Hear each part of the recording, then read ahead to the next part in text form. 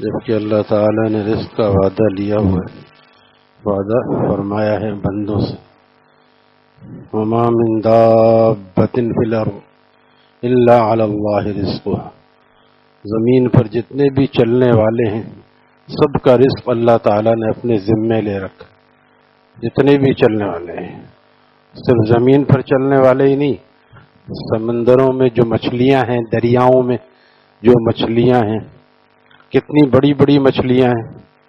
جمعہ کو قصہ گزر چکا ہے، یونس علیہ السلام کو اس نے اپنے پیٹ میں رکھ لیا۔ منہ کتنا بڑا ہوگا کہ وہ چلے گئے، پیٹ کتنا بڑا ہوگا کہ ایک آدمی صحیح سلامت اس میں کئی دن رہے۔ مختلف روایات ہیں، کوئی کہتا 3 دن، کوئی کہتے 8-10 دن، کوئی کہتے 40 دن اس میں رہے۔ اگر 3 دن بھی رہے تو 3 دن میں بھی آدمی کا کیا حال ہوتا، لیکن ایک تو اللہ کا حکم، اور اس سے پتہ چلتا ہے کتنی بڑی مچھلی۔ تو اللہ تعالیٰ اتنی بڑی بڑی مچھلیوں کو پال رہے ہیں۔ اللہ تعالیٰ نے منع کر دیا کہ یہ تمہاری غذا نہیں ہے، ان کو کھانا مت، یہ تمہاری غذا نہیں۔ پھر اس نے کنارے پہ لا کے ان کو اگل دیا، اور اس کے بعد اللہ تعالیٰ نے ان کی دوبارہ ان کو صحت عطا فرمائی۔ یہ ایک آزمائش تھی۔ کہنے کا مقصد یہ کہ اللہ تعالیٰ تمام مخلوقات کو کھلا رہے ہیں، لیکن سب سے زیادہ پریشان کون؟ اشرف المخلوقات۔ ہم اسی چکر میں بہت سے گناہ بھی بہت سے لوگ کر رہے ہیں، نمازیں چھوڑ رہے ہیں، حلال و حرام کی فکر کیے بغیر بس دنیا کمانے میں۔ جس چیز کا وعدہ اللہ تعالیٰ نے کر لیا ہم اس میں لگے ہیں، اور جس چیز کا حکم ہمیں دیا کہ بندگی کرو اس سے فارغ ہیں۔ اگر انسان بندگی میں صحیح طریقے سے لگ جائے تو اللہ تعالیٰ کے لیے 2 روٹی میسر کرنا کوئی مشکل کام نہیں ہے۔ 2 روٹی میسر کرنا، ہمارے شیخ فرماتے تھے، جو پیٹ بنا سکتا ہے، ماں کے پیٹ میں جو اس نے ہمارا پیٹ بنایا، نظام ہضم بنایا، آپ دیکھیں نظام ہضم کیسا ہے۔ اللہ کا شکر ادا کریں کہ جس کو ہضم صحیح ہوتا ہے۔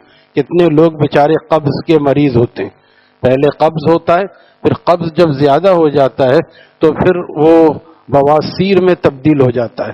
اللہم احفظنا منہم، ایسی بیماریوں کے نام سے بھی ڈر لگتا ہے۔ اس لیے جو کھانا آدمی کھائے، کھانا کھا کے شکر ادا کرے، الحمدللہ الذی اطعمنا وسقانا وجعلنا مسلمین۔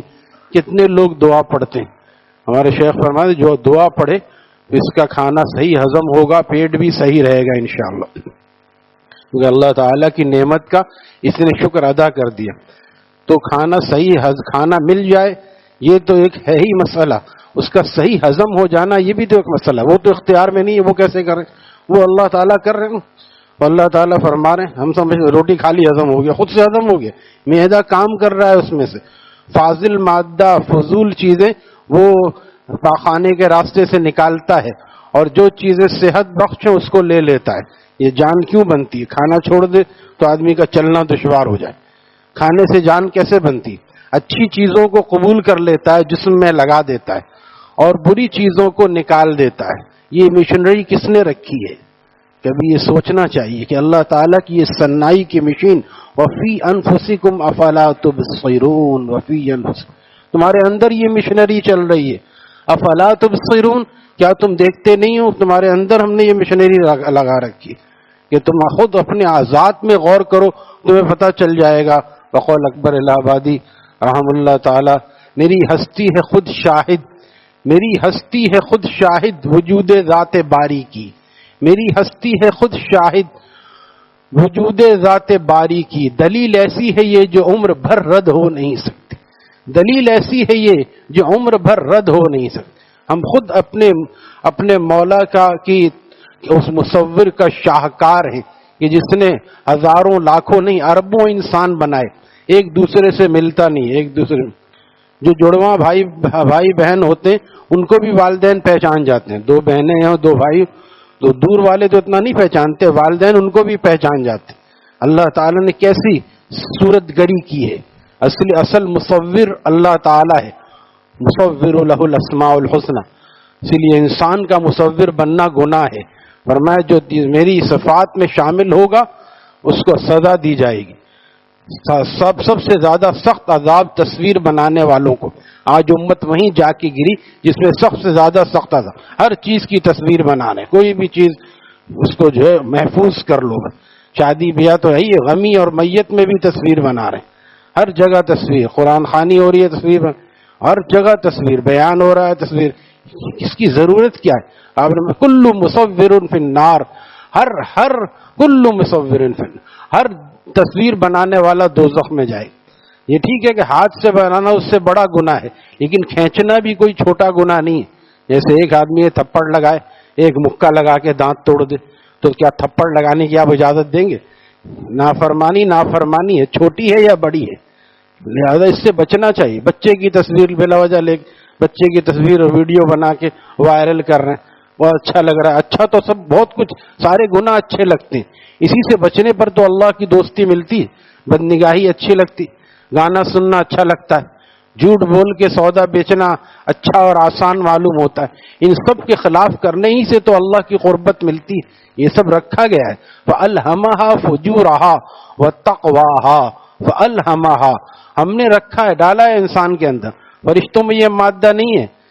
ہمارے شیخ فرماتے تھے مثال کے طور پر کہ ہم تو ہر جگہ مسلمان انسان جو ہے ہر جگہ پھسلنے کا اس کا احتمال ہوتا ہے. لیکن اگر جبریل امین کے گود میں بھی، جبریل امین علیہ السلام فرشتوں کے سردار ہیں، ان کی گود میں بھی اگر کسی نامحرم عورت کو بٹھا دیا جائے، حسینہ، دنیا کی حسینہ کو، تو ان کو کوئی فرق نہیں پڑے گا. ان کے اندر گناہ کا مادہ ہے ہی نہیں. اور انسان جو ہے وہ کسی کو بھی دیکھ کے فوراً فریفتہ ہو جاتا ہے. تو یہی انسان کے اندر رکھا. فرشتوں سے مشکل ہے انسان بننا، فرشتوں سے بڑھ کر ہے انسان بننا. حالی کہتے ہیں فرشتوں سے بڑھ کر ہے انسان بننا، مگر اس میں ہوتی ہے محنت زیادہ، مگر اس میں ہوتی ہے محنت زیادہ. فرشتوں کو تو مزاجی تھکتے نہیں، لا یسأمون، تھکتے نہیں ہیں وہ. لا یعصون اللہ، اللہ کی نافرمانی کا مادہ ہی نہیں ہے ان کے اندر. ہمارے اندر یہ مادہ رکھا گیا، اور مادہ رکھ کے پھر امتحان روم میں بھیجا گیا. فَأَلْهَمَهَا فُجُورَهَا وَالتَّقْوَىٰ، ہم نے الہام کیا اس میں فجور کا بھی، کہ ناجائز چیزوں کی طرف اس کا رجحان ہوتا ہے. حضرت فرماتے ہیں کش ادھر کو کھنچتا ہے، مکش، اس کش مکش میں زندگی گزرتی. روکے اپنے آپ کو، روکنا پڑے گا. اگر ہم نے اس گھوڑے کو لگام نہیں دیا تو یہ گھوڑا جا کے جہنم میں گرے گا. اللہ اس یہی مثال دیتے ہیں کہ گھوڑا تو جانور ہے، وہ کھائی کو سمجھ رہا ہے ہری ہری گھاس ہے، اب وہ جا رہا ہے اس کھائی میں گرنے کے لیے. تو ہم بھی چھوڑ دیں اس کو، اس کی لگام، اس کا جی چاہ رہا ہے. نفس کا گھوڑا ہے نا، جو ہمیں جہنم کی کھائی کی طرف لے کے جا رہا ہے. ہم نے اس کی لگام اگر چھوڑ دی تو یہ خود نہیں جائے گا، ہمیں بھی لے کے جائے گا. یاد، اگر ہم نے اس کی لگام آج اس کے زور سے کھینچی نہیں، آدمی اس کی لگام پھر کھینچتا ہے سوار، چاہے اس کے گال پھٹ جائیں، لیکن اس کو یہ نہیں کہ وہ جائے گا تو ہم بھی جائیں گے. نفس جو شیطان جو گناہ کرا رہے ہیں، تو نفس جائے گا تو نفس کا انسان بھی جائے گا ساتھ ساتھ. اس لیے ان چیزوں سے رکنے کی ضرورت. اسی لیے انسان کو اللہ تعالیٰ نے اشرف المخلوقات بنایا کہ تقاضے رکھے اور پھر اس کے خلاف حکم دیا. اب تقاضے نہ رکھتے. ہمارے رضی اللہ نے ایک دفعہ فرمایا، میں کہوں کہ چشمے کو مت دیکھو تو کہاں ہے کیا چیز؟ یہ چشمہ ہاتھ میں ہے، اس کو مت دیکھو، تب کہا جائے گا کہ ایک نہیں ان المنکر، اس کو کہا ہے ایک چیز، اس کو نہ کرو. جب تقاضا پیدا کیا پھر منع بھی کیا، تقاضا پیدا بھی کیا. بکھیر کر وہ کبھی رہ گزر پہ لال و گوہر، ہمارا ذوق نظر آزمانے لگتے ہیں. لال و گوہر سمجھ رہے ہیں نا؟ لال و گوہر جس کی طرف دیکھے بغیر آدمی کہتا نہیں بہت مشکل ہے. نماز پڑھنا آسان ہے، تلاوت کرنا آسان ہے، بدنگاہی سے بچنا مشکل. اب یہ دیکھنا چاہتے ہیں اللہ تعالیٰ یہ میرا بندہ ہے یا نفس کا بندہ ہے، میرا بندہ ہے یا نفس کا بندہ ہے، بندہ ہے یا گندا ہے. اگر بندہ ہے تو پھر وہ سارے جسم پر اللہ کی حکمرانی چلائے گا. ہمت کرنی پڑے گی. اونچ نیچ ہو جائے تو توبہ کرے آدمی. اس کے کر کے کیا ہوتا ہے؟ آدمی فرشتوں سے زیادہ مقرب ہو جاتا ہے. اولیاء اللہ، خاص اولیاء اللہ خاص فرشتوں سے زیادہ بلند ہوتے ہیں. ہاں یہ نہیں انسان اشرف مخلوقات ہے تو فرشتوں سے بڑھ گیا. جو نماز نہیں پڑھ رہا ہے اور ہر قسم کے گناہ کر رہا ہے فرشتوں سے کیسے بڑھ گیا؟ وہ بڑھتا ہے جو گناہ سے بچنے میں اپنی جان لڑاتا ہے، پھر وہ فرشتوں سے آگے نکل کے اللہ کا قرب پاتا ہے، ولایت خاصہ پاتا ہے، پھر وہ فرشتوں سے آگے نکل جاتا ہے. لیکن تھوڑی محنت کرنی پڑتی. دنیا کے لیے کوئی محنت نہیں کی ہم. ہر آدمی کوئی نہیں بھی پڑھ رہا، وہ ٹیکنیکل ورک کر رہا ہے، وہ صبح جاتا ہے رات میں آتا ہے، زیادہ کام کرتا ہے، جتنا ہو سکتا ہے پیٹ پالتا ہے. آخرت کے لیے کتنی محنت کی ہم نے. ایک آدمی آیا حسن بصری رحم اللہ تعالیٰ کے پاس اور اس نے کہا کہ مجھے زیادہ طویل بیان کا وقت نہیں ہے، مجھے کوئی مختصر نصیحت فرما دیں۔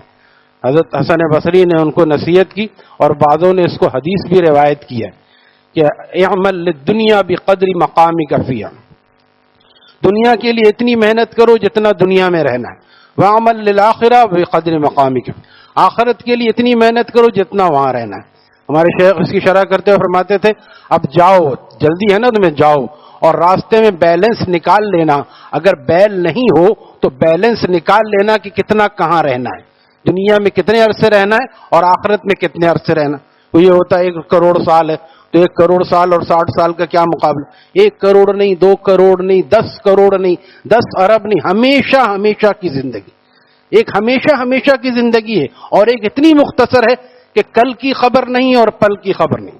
تو جس کی کل کی خبر نہیں، پل، اس میں ہم ساری صلاحیتیں استعمال کر رہے ہیں، اور جس کا ہمیشہ کا معاملہ ہے اس میں اتنا کہ ابھی تک سوچ ہی رہے، ہاں کرنا تو چاہیے مگر بس اسی پہ بہت سے لوگ اسی حالت میں چلے جاتے ہیں۔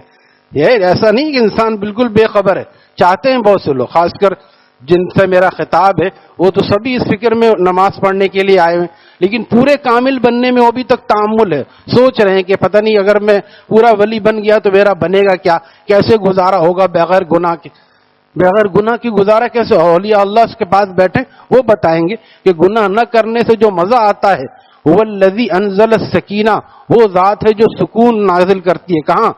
اولیاء اللہ کے، مسلمانوں کے دلوں پر، انزل السکینۃ فی قلوب المؤمنین، پھر جو سکون ملتا ہے وہ اس کو وہ بیان نہیں کر سکتے لفظوں میں بیان نہیں کر سکتے۔ شاہوں کے سروں میں تاج گراں سے درد سا اکثر رہتا ہے، کرسی تو مل گئی، کرسی کے نیچے اپوزیشن کا ڈنڈا بھی ہوتا ہے، مال تو مل گیا، مال کو بچانے کی فکر ہوتی ہے، شاہوں کے سروں میں تاج گراں سے درد سا اکثر رہتا ہے، اور اہل صفا کے سینوں میں ایک نور کا دریا بہتا ہے۔ کوئی اہل صفا ہم نے دیکھا ہو تو پتہ چلے نا، ان کو دیکھنے کی ضرورت ہے کہ واقعی ایسے لوگ بھی اس دنیا میں ہیں جو دنیا سے اتنا کنارہ کش ہے کہ بدنگاہی سے بھی بچتے ہیں اور مسواک کی سنت پہ بھی عمل کرتے ہیں، گناہ سے بھی بچتے ہیں اور ہر سنت کا اہتمام بھی کرتے ہیں۔ جب ایسے لوگوں کے پاس آدمی بیٹھے گا تو پھر یہ ہمت اور حوصلہ بھی اللہ تعالیٰ عطا فرمائیں گے۔ اللہ تعالیٰ کوئی ایسی ہستی ہمیں عطا فرما دے۔ الحمدللہ۔